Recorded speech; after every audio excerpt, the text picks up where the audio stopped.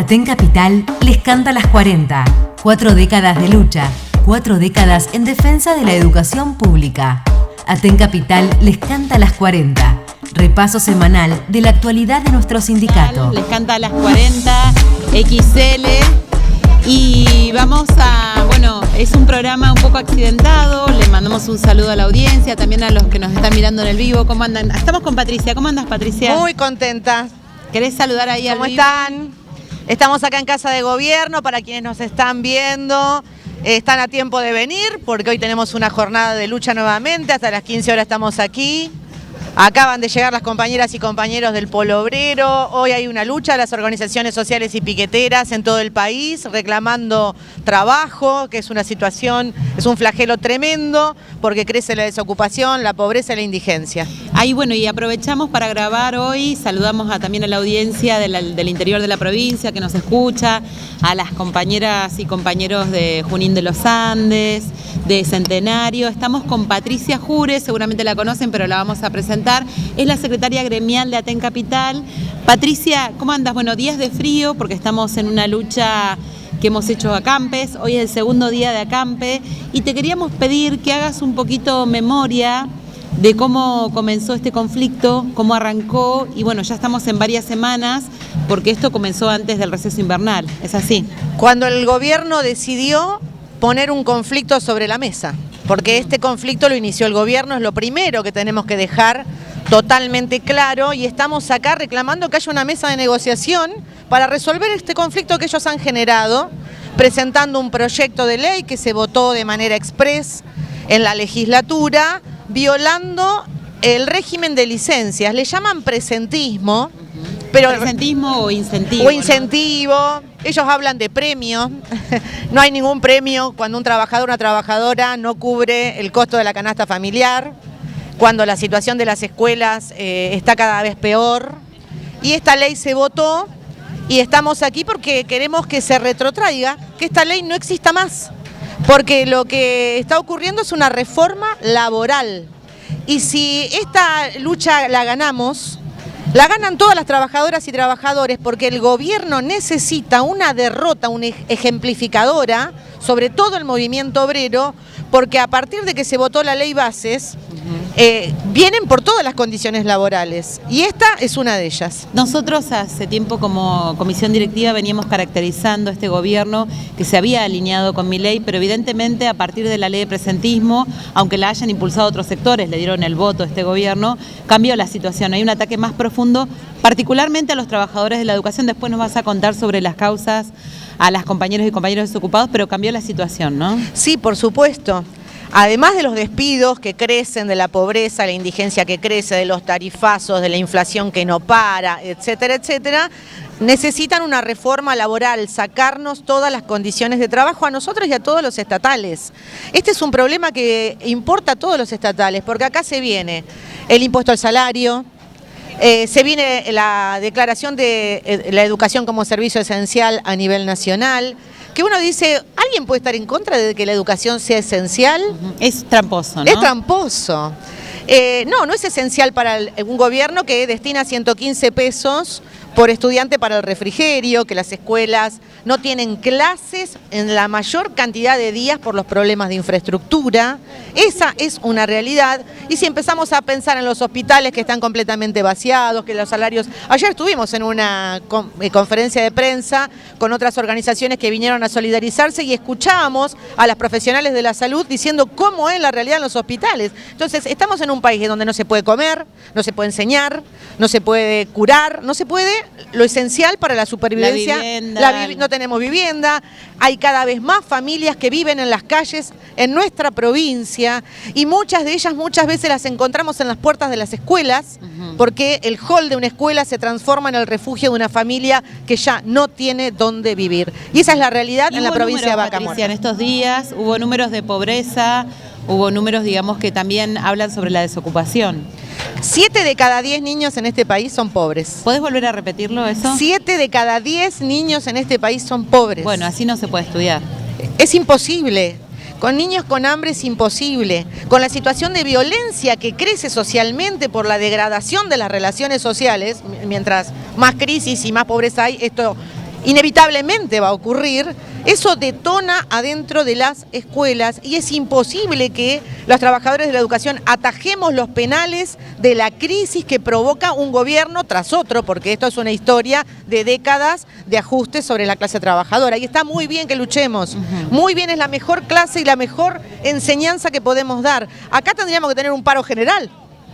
Por el impuesto al salario, un plan de lucha nacional. De hecho, hoy, digamos, porque es el día de San Cayetano y siempre hay movilizaciones, hay una movilización a nivel nacional también. Hay una movilización en reclamo de trabajo genuino.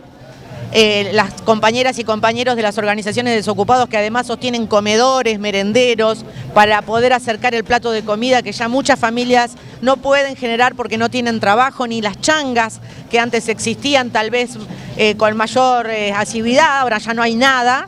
Bueno, esas organizaciones están reclamando trabajo genuino. ¿Qué significa trabajo genuino? Tener un convenio colectivo de trabajo, poder tener un salario, salario familiar, vacaciones, aguinaldo, los derechos que debemos tener para poder sobrevivir y no ser esclavos. Y nos quieren llevar a la esclavitud a la docencia. Te quería preguntar porque en este marco de pobreza, con índices altísimos en la provincia, problemas de vivienda, casillas que se prenden fuego porque no llega el gas a todos lados. ¿Por qué crees vos, si le querés compartir a la audiencia, que el gobierno eligió a los docentes como enemigo? Bueno, el gobierno sabe que la tradición de lucha de la docencia de los trabajadores de la educación en esta provincia es enorme y necesita quebrarla. Porque hemos sido un ejemplo este año. Este año, si los trabajadores y trabajadoras de la educación hubiésemos salido a la huelga tan importante, tan fuerte que llevamos adelante, hoy no tendríamos el IPC trimestral. Incluso a pesar de que se quedó con el 25% del IPC de enero, que nos metió la mano en el bolsillo en el instituto con un decreto el 29 de enero, pero sabe que presentamos una lucha consecuente e independiente de los gobiernos, y la independencia política tiene un valor enorme en el momento en el que estamos. La clase trabajadora debe salir con esa independencia política a enfrentar a los ajustadores de todo pelaje en este país, sea Milei a nivel nacional, sean los gobernadores como Figueroa, que Milei es Figueroa, bueno, Milei es Figueroa y Figueroa es Milei. Sí. Esto es así y está llevando adelante toda esa política. Por eso necesita hacer una campaña como la hizo con los desocupados, como la hace con los desocupados, diciéndole vagos, planeros, esto, el otro, a nosotros también, que somos vagos, que nuestra lucha es corporativa. Tenemos que dejar muy claro por qué estamos luchando. Estamos luchando porque tenemos que tirar abajo esta ley. Es muy importante eso. Pero ¿se puede retrotraer la ley? Sí, lo hicimos una vez. Esa historia de lucha la tiene muy presente Figueroa. Tiramos el presentismo en esta provincia. 2 veces ya hubo presentismo en la provincia, quizás porque hay un montón de compañeros y compañeras nuevas que no sabían, pero tuvimos presentismo. Y no cambió el ausentismo, ¿no? Totalmente, y no lo va a cambiar en tanto y en cuando la educación sea prácticamente una tarea insalubre. Pero no insalubre por nuestros estudiantes, insalubre por las condiciones sociales y materiales en las que se desenvuelve. Entonces, si los docentes tenemos que ser enfermeras, trabajadoras sociales, médicos, todo lo que prácticamente nos ha significado una polifunción, y eso repercute en las escuelas también en nuestra salud mental y física como a toda trabajadora o trabajador. Entonces está muy bien, hay que plantarse, y además el gobierno tiene problemas, y eso es muy importante considerarlo hoy. Mañana tenemos asambleas. Vos dijiste que el gobierno comenzó este conflicto, llevamos ya varios días de paro y ahora decís que tiene un problema porque efectivamente el paro es alto. El paro es muy alto, continúa a pesar de la tremenda campaña y el gobierno no ha podido lograr algo. Que la comunidad educativa, que las familias sean un grupo de choque del gobierno como otras veces lo hizo contra esta lucha. Antes abrían las escuelas, hasta agredían físicamente los punteros del gobierno a la docencia que luchaba. Esta vez no les está funcionando. ¿Por qué? Yo escucho a algunos periodistas que están llamando a las familias y le dicen, ¿qué pasa? Que no salen, ¿no? 3 semanas de lucha salvaje, todo esto. Porque nos está pasando lo mismo. Porque las familias están viviendo este ajuste de manera brutal, porque los tarifazos claro. Todo, porque la pobreza crece. Entonces, ven de responsable al gobierno y además porque Figueroa tiene 2 generales muy flojitos de papeles y con un gran prontuario. Una es la ministra Soledad Martínez, que viene a poner en duda la honestidad y la calidad de nuestra tarea docente cuando ella tiene un prontuario, 2 causas por malversación de fondos. Tiene 2 causas Soledad Martínez por malversación de fondos. Sí, ¿Querés contarnos un poquito? Cuando Soledad Martínez fue intendenta de Zapala, hubo dos causas por las que tuvo que además poner plata, devolver la plata de fondos que no rindió como corresponde, no pudo explicar a dónde fueron a parar. Y Claudio Domínguez, que no es el Claudio Domínguez que sale en la tele ese que dice cómo tenés que ser para ser feliz, que se llama igual. Se llama igual. Se llama igual. Este es como quieras que los docentes estén tristes. Claro, sí. claro. Claudio Domínguez, el que ha elegido, digamos, atacar a los docentes, también como un poco un showman, ¿no? Porque realmente es ridículo. Es un cara de piedra, es un impresentable, porque Claudio Domínguez zafó de una causa penal por las estafas con los programas sociales, justamente. Que le bancan su campaña electoral. Y Viñaroli, este fiscal que está saliendo durante estos días a atacar a las organizaciones sociales, que ordena los allanamientos, que mete en presa a las compañeras, que las desnudan en las comisarías, y todo esto lo hizo zafar a Claudio Domínguez de esa causa por estafa de los programas sociales. Así que, ¿quién viene a hablarnos a nosotras? Envalentonémonos, que la bronca se transforme en lucha, que esta indignación también nos empodere. Somos trabajadoras de la educación, sostenemos la escuela todos los días, hacemos de todo. Si no, no podría funcionar el sistema educativo. No podría funcionar. Y cuando algo falta en la escuela, siempre somos las primeras que nos disponemos, junto con la comunidad educativa, a armar bingo, rifas, esto, el otro, por lo que falta, y es responsabilidad del gobierno. Bueno, así como cuando nos juntamos con la comunidad educativa a hacer la rifa, los bingos y las colectas, para que algo se solucione que debería solucionar el gobierno, ahora juntémonos para luchar de manera unificada por la educación pública. Patricia, y te quería también pedir que comentes, porque como comisión directiva vemos que el gobierno, digamos, tiene un plan claro de privatización. Bueno, muchos de su gobierno tienen escuelas privadas y quizás no todos conocen que solamente el 13,9% de la matrícula de Neuquén es privado. Es muy bajo en comparación, si bien va creciendo, de otras provincias. Va creciendo de todas maneras, pero la escuela pública tiene en la comunidad de esta provincia un lugar muy importante, muy importante. Por eso es una catástrofe que se haya incendiado la escuela de Cabiagüe cuando en un solo edificio funcionan 3 instituciones. Por eso es un desastre que mueran trabajadoras y trabajadores de la educación, como pasó en Aguada San Roque, ahora empieza el juicio la semana que viene, o como pasó con Silvia Rogetti, o como pasa con estudiantes que por las condiciones del edificio tienen accidentes que podrían ser evitables, por lo tanto técnicamente no son accidentes, y que tiene responsabilidad del gobierno. Los equipos directivos están cansados de denunciar las incidencias. ¿Qué son las incidencias? El reclamo por una refacción de una escuela. Tenemos escuelas que tienen meses sin clases por problemas de calefacción, por las cucarachas, por las cloacas desbordadas, por toda la plata que debería estar en las escuelas y el gobierno se la entrega a las petroleras, por ejemplo. Entonces, bueno, digamos, este ataque a los docentes va contra TEM, va con la... Y no fue solamente el llamado presentismo, mal llamado presentismo, sino que además hay una batería de ataques. ¿Querés contarnos también sobre eso? Bueno, son muchas cosas. No, pero para hacer un punteo, sí. Hay un proyecto de ley para que la jornada institucional que es ese día, sin clases, sin tareas en las aulas, pero sí trabajando en las escuelas, esa jornada institucional pase a los sábados, por ejemplo, porque eso tiene que ver con declarar a la educación un servicio esencial, hay que cumplir a rajatabla todos los días de clase. Y, por otro lado, la educación como servicio esencial que se quiere votar en el Congreso. Atención, porque esa ley tiene un artículo que es el 3, inciso C, que establece que si una escuela tiene una suspensión de clases por cualquier motivo, no solo paro, si son 1 o 2 días... Porque se rebasaron las cloacas, porque no hay gas, porque... Exacto, tenés que garantizar el 30% de la presencialidad en la escuela. ¿Podés volver a repetirlo? Porque es como un dato Si importante. hay 2 días de clase, 1 o 2 días de clase que deben ser suspendidos, la escuela debe garantizar el 30% de las clases.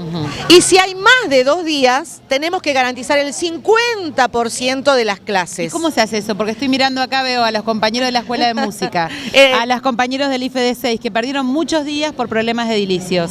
Si tienen que aplicar la ley, que tienen que ir los sábados. Tienen que ir los sábados, los feriados, o dar clases en los pasivos, o en la calle, en la vereda. O la bimodalidad, ¿no? O la bimodalidad. pero hay que trabajar bajo cualquier condición. Un poco eso ya está ocurriendo, porque seamos honestas, nosotros hacemos un esfuerzo muy grande y trabajamos muchas veces con las cucarachas, con la cloaca o la laucha que pasó por ahí. Lo que ellos quieren ir es más a fondo, es atacar todos los derechos, y acá son los derechos de las infancias los que se atacan, porque no podemos darle clase a las lauchas y a las cucarachas.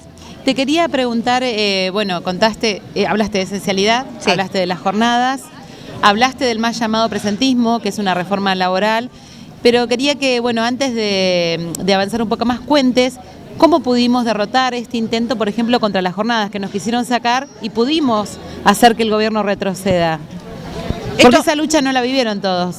No, yo me recuerdo, estaba embarazada en ese momento, de mi primer hijo.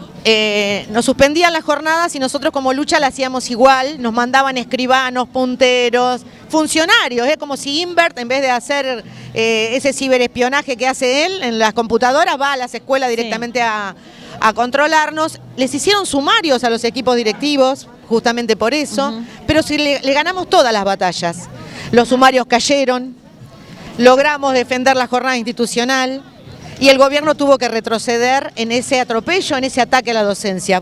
Pues lo volvemos a hacer, lo podemos volver a hacer. Exactamente, o sea que es una receta vieja del sovichismo. Total. Que la conocemos completa. Incluso el WhatsApp, que digamos son formas más modernas, pero ya conocemos ese método. Antes, cuando no había celulares y WhatsApp, lo hacían líneas telefónicas. Exactamente. Había muchas formas de hacerlo, pero siempre el gobierno ha fracasado. Hay que confiar en nuestras propias fuerzas y nos tenemos que animar a convocar a la comunidad. Bien.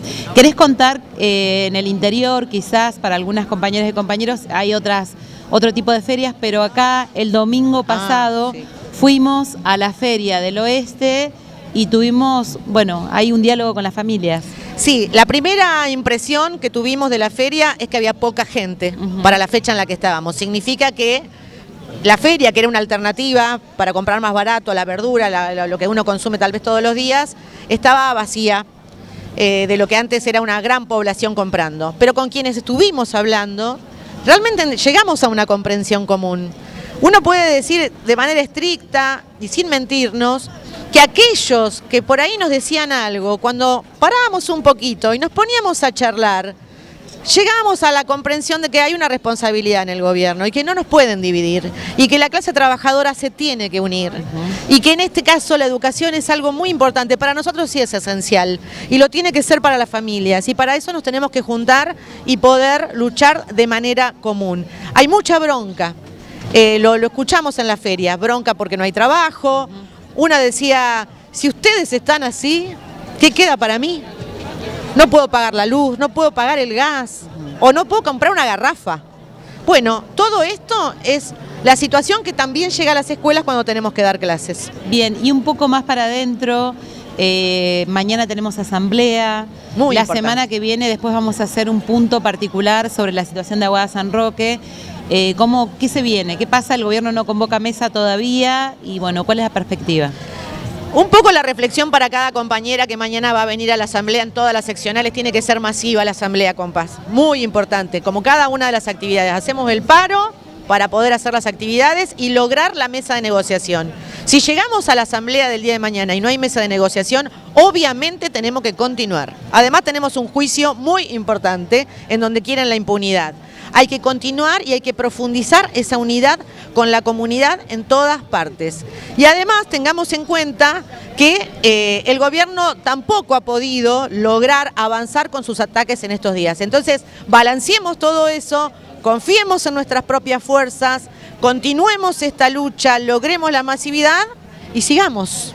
Si no hay mesa de negociación, es responsabilidad del gobierno. Completamente. No hay clases, porque por más que quiera truchar los números, sabemos que no hay clases, y eso por supuesto que tiene consecuencias y no preocupa, pero tiene la responsabilidad de convocarnos en una mesa donde retroceda, por supuesto, ¿no? Donde retroceda con los descuentos, con... Por supuesto, en donde esté claro el planteo que esta docencia está diciendo no al presentismo, no al impuesto al salario, no queremos esta esencialidad, queremos presupuesto, que las partidas del presupuesto para los refrigerios y los comedores esté a la altura de algo nutritivo, no una migaja, no una miseria, que tengamos todas las condiciones materiales para poder educar y para poder aprender, que eso es presupuesto, que se lo llevan las petroleras, que está en el RIGI, que se ha votado también provincialmente, que están las condonaciones impositivas a los empresarios, que eso sí se las llevan en pala. Bien, y bueno, y para finalizar, te quería pedir una invitación para participar del juicio la semana que viene. El juicio por Aguada San Roque es en relación a lo que ocurrió el 29 de junio y bueno, de todos los que estaban implicados no hay nadie de la cartera educativa, así que nos quedan 2 minutitos, 3, pero bueno, quería que compartas tu reflexión sobre un hecho tan grave como fue la explosión de la escuela de Aguada San Roque. Fallecieron 3 compañeros y la compañera Mónica, porque este gobierno obligó a los trabajadores en pandemia, no solamente a trabajar en pandemia sin bioseguridad, sino bajo cualquier condición. Aguada San Roque es la prueba material trágica de que el gobierno es responsable. Y el gobierno debería estar sentado en el banquillo de los acusados. Y eso no es inconducente, eso es necesario, porque ese gobierno que no se sentó en el banquillo de los acusados es parte del gobierno actual que viene a acusar a los trabajadores o responsabilizarnos del desastre educativo que ellos han generado. Tenemos que luchar con todo para que vayan presos todos los responsables de este triple crimen laboral de Estado que se ha cometido en Aguada San Roque y que puede seguir sucediendo si no le paramos la mano al gobierno. Bueno, entonces todos ellos son culpables. Y para que la justicia, digamos, avance, tenemos que ser muchos. Así que te agradecemos, Patricia, por este XL que hicimos en vivo, que hicimos también grabado, para que vaya al interior, en el medio de una lucha. Habrán visto lo que están haciendo acá, están pasando, están tomando desayuno, están charlando en las escuelas. Y bueno, mañana nos vemos en las asambleas. Por supuesto, que sean masivas. Abrazo grande. Muchas gracias. Esto fue Aten Capital les canta las 40. El repaso semanal de la actualidad de nuestro sindicato.